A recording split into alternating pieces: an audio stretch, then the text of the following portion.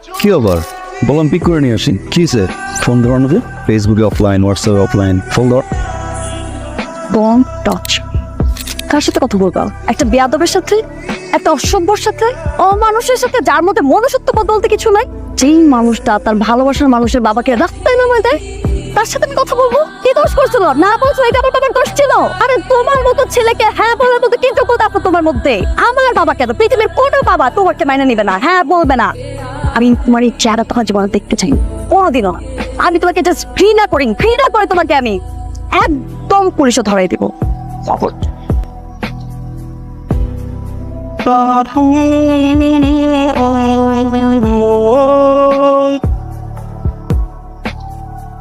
মা বলেন আপনি কবুল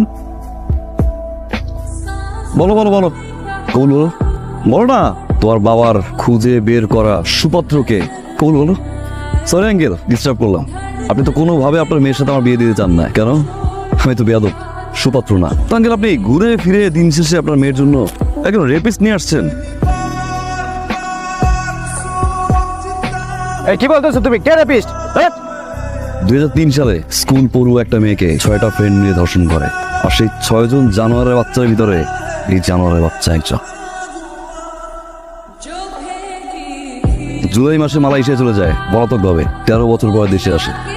আঙ্কেল একজন রেপিস্ট যদি সুপাত্র হয় বেয়াদব বিষয়ে ভালো আছে। ও মিথ্যে বলতেছে, পত্রিকা বিশ্বাস করে না ভাই, বানোয়ার। তুমি একটা প্রতারক, আর একটা কথা বললে পুলিশ ডেকে ঘাড় ধাক্কা দিয়ে এখান থেকে বাইর।